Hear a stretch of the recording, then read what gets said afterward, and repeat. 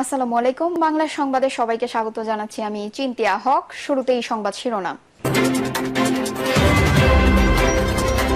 Doctor ইউনূসের আশেপাশে হাসিনার দোসররা অবস্থান করছেন, বলছেন ফারুক। দেশের ব্যবসায়ীরা নতুন বিনিয়োগে নিরাপদ নয়, বলছেন নূর। জানাবো বিএনপি গায়ের জোরে নগর ভবন বন্ধ করে আন্দোলন করছে, বলছেন উপদেষ্টা আসিফ। ফারিয়া গ্রেপ্তার হলে তিশা ও ফারুকেরও গ্রেপ্তার হওয়ার কথা, বলছেন রাশেদ খান। এবং সর্বশেষ জানাবো বেঁচে থাকতে আওয়ামী লীগের সঙ্গে আপোষ নয়, বলছেন নজরুল ইসলাম। শুনছিলেন সংবাদ শিরোনাম, এবারে বিস্তারিত। ডক্টর ইউনূসের আশেপাশে হাসিনার দোসররা অবস্থান করছেন, বলছেন ফারুক। অন্তর্বর্তী সরকারের প্রধান উপদেষ্টা ডক্টর মোহাম্মদ ইউনূসের আশেপাশে শেখ হাসিনার দোসররা সক্রিয়ভাবে অবস্থান করছেন বলে মন্তব্য করেছেন বিএনপির চেয়ারপারসনের উপদেষ্টা জয়নুল আবেদিন ফারুক। তিনি বলেন, করিডোর ও নির্বাচন ইস্যুতে বর্তমান পরিস্থিতি এই অভিযোগের শক্ত প্রমাণ। জয়নুল আবেদিন ফারুক বলেন, করিডোর দেওয়া ও নির্বাচন না দেওয়ায় বোঝা যায় প্রধান উপদেষ্টা ডক্টর মোহাম্মদ ইউনূসের আশেপাশে শেখ হাসিনার দোসররা অবস্থান করছেন। তিনি বলেন, করিডোর দেওয়া অন্তর্বর্তী সরকারের কাজ নয়, এটি নির্বাচিত সরকারের কাজ। দেশ নিয়ে আন্তর্জাতিক চক্রান্ত চলছে উল্লেখ করে তিনি আরো বলেন, সংসদ থেকে করিডোরের সিদ্ধান্ত হবে। তিনি আরো বলেন, বাংলাদেশ ঘিরে আন্তর্জাতিক মহলে গভীর চক্রান্ত চলছে। কেউ কেউ চাইছে একটি পক্ষকে সংগঠিত করে সুবিধা আদায় করতে, কিন্তু আমরা স্পষ্টভাবেই বলছি, কাউকে সংগঠিত করার জন্য ডক্টর ইউনূসকে ক্ষমতায় বসানো হয়নি। গণ অভ্যুত্থানের সরকার হয়ে থাকলেও অন্তর্বর্তীকালীন সরকারকে কারো কথায় কান না দেওয়ার আহ্বান জানান তিনি। দেশের ব্যবসায়ীরা নতুন বিনিয়োগে নিরাপদ নয়, বলছেন নূর। বিভিন্ন কারণে দেশের ব্যবসায়ীরা ব্যবসায় নতুন বিনিয়োগে আস্থা পাচ্ছেন না বলে মন্তব্য করেছেন গণ অধিকার পরিষদের সভাপতি নুরুল হক নূর। দেশের বিনিয়োগকারীরা আর্থিকভাবে নিরাপদ নয় বলে জানিয়েছেন তিনি।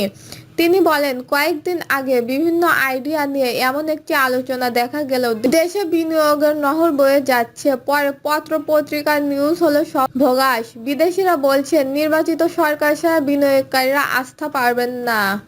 যে সময় বিদেশি বিনিয়োগকারীরা দেশে ছিলেন তখনই বিভিন্ন শোরুমের ব্যবসা প্রতিষ্ঠান ভাঙচুর হলো। বিদেশিরা এটা দেখে কখনোই চাইবে না এখানে বিনিয়োগ করতে। নূর বলেন, দেশের অনেক ব্যবসায়ীরা বলেছেন তারা নতুন বিনিয়োগে আস্থা পাচ্ছেন না। কেউ নতুন করে বিনিয়োগ করার সাহস পাচ্ছেন, কারণ ওই প্রতিষ্ঠান হামলা হলে ব্যবসায়ীকে পথে বসতে হবে।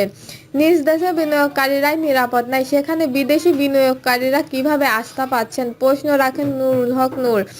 অন্তর্বর্তীকালীন সরকারের উপদেষ্টা ও বিশেষ সহকারীদের মধ্যে 14 জন দ্বৈত নাগরিক বলে দাবি করে গণ অধিকার পরিষদের সভাপতি। তিনি বলেন, দ্বৈত নাগরিক থাকলে যে সংসদ সদস্য হতে পারবে না, অথচ অন্তর্বর্তী সরকারের মন্ত্রী ও উপমন্ত্রী পদমর্যাদায় অনেকে দ্বৈত নাগরিক।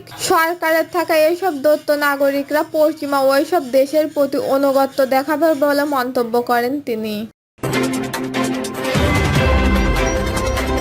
বিএনপি গায়ের জোরে নগর ভবন বন্ধ করে আন্দোলন করছে, বলছেন উপদেষ্টা আসিফ।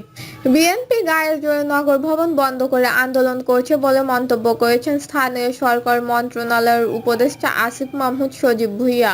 আসিফ মাহমুদ সজীব ভুঁইয়ার ফেসবুক পেজটি হুবহু তুলে ধরা হলো। প্রথমত, আরজি সংশোধন অবৈধ মর্মে হাইকোর্টের রায় ভায়োলেট করে নির্বাচন কমিশন ট্রাইব্যুনালের রায় প্রদান করেছে। দ্বিতীয়ত, নির্বাচন কমিশন শুনানিতে অংশগ্রহণ না করায় একপাক্ষিক রায় হয়েছে এবং পরবর্তী কমিশন আপিলও করেনি। তৃতীয়, আইন মন্ত্রণালয়ের মতামত চাওয়া হলে মতামত দেওয়ার আগেই একই সাথে 2 জন নাগরিক পাঠানো লিগ্যাল নোটিশ উপেক্ষা করে রাত 10টায় গ্রেটেস প্রকাশ করেছে নির্বাচন কমিশন। চতুর্থ, উক্ত মামলায় স্থানীয় সরকার বিভাগ পক্ষভুক্ত ছিল না এবং রায়ে স্থানীয় সরকার বিভাগের প্রতি কোনো নির্দেশনা উল্লেখ নেই। পঞ্চমত, শপথ না নেওয়ার কারণে নির্বাচন কমিশন স্থানীয় সরকার বিভাগকে বিবাদী করে রিট পিটিশন দায়ের করা হয়েছে, যা এখনো বিচারাধীন। ষষ্ঠ, বরিশাল সিটি কর্পোরেশন সংক্রান্ত মামলায় আরজি সংশোধন সংক্রান্ত হাইকোর্টের রায় আমলে নিয়ে খারিজ করেছে ট্রাইব্যুনাল। ফলে ট্রাইব্যুনাল দ্বিমুখী অবস্থান বোধগম্য হচ্ছে না।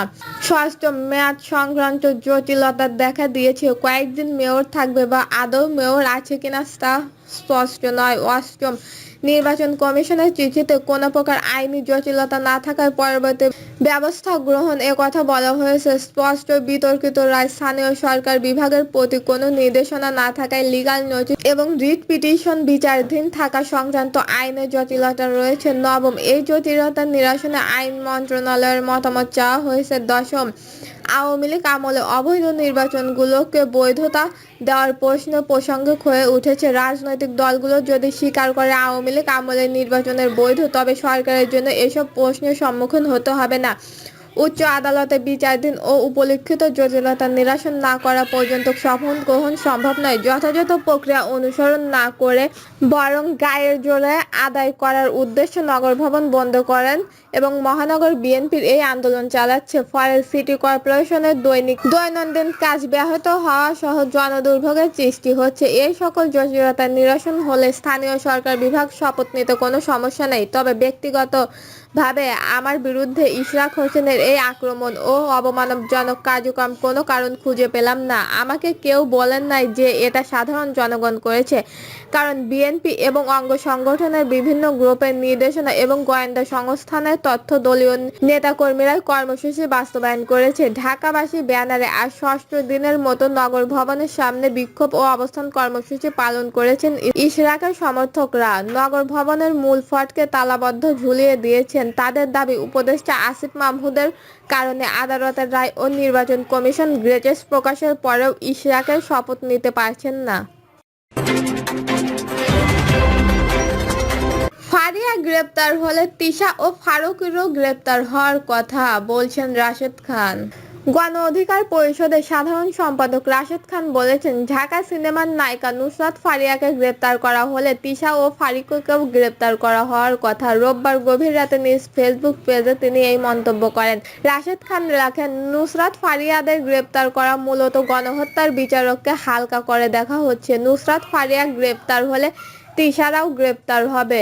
এমনকি সারা জীবন আওয়ামী লীগের সুবিধা নেওয়ার জন্য ফারুকীও অ্যারেস্ট হওয়ার কথা। বৈষম্য বিরোধী আন্দোলনে এক হত্যা চেষ্টার মামলা রোববার সকালে ঢাকার শাহজালাল আন্তর্জাতিক বিমানবন্দরে গ্রেপ্তার হন নুসরাত ফারিয়া। সোমবার সকালে শুনানি শেষে আদালত তাকে কারাগারে পাঠানোর আদেশ দেয়। অন্তর্বর্তী সরকারের ভূমিকা নিয়ে সমালোচনা করেন রাশেদ খান। তিনি বলেন, দামি 300 MB ধরার খবর নেই, তাদের সম্পদ বাজেটপ্রাপ্ত করার উদ্যোগ নেই। নুসরাত ফারিয়াদের গ্রেপ্তার করে হাস্যকর পরিস্থিতি তৈরি করা হচ্ছে। নায়িকা নুসরাতকে গ্রেপ্তার প্রসঙ্গে তিনি আরও প্রশ্ন রাখেন, কোনো সন্দেহ সংশয় থাকলে বিদেশে যাওয়ার নিষেধাজ্ঞা দিয়ে তদন্ত করতে পারেন, কিন্তু রাতের বেলায় টেনে হিঁচড়ে চোর ধরে হইচই তৈরি করার মতো মহত্ব কি?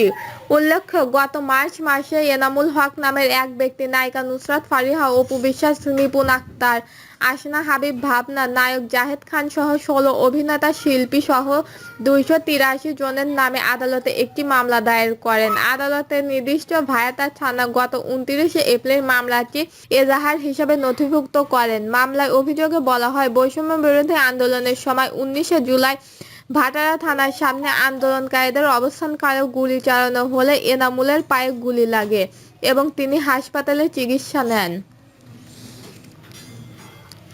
দর্শক, এই ছিল এখনকার সর্বশেষ নিউজটি ভালো লাগলে একটি লাইক দিন, কমেন্টে আপনার মতামত জানান এবং আমাদের পাশে থাকার জন্য বেল বাটনটি অন করে রাখুন। ধন্যবাদ।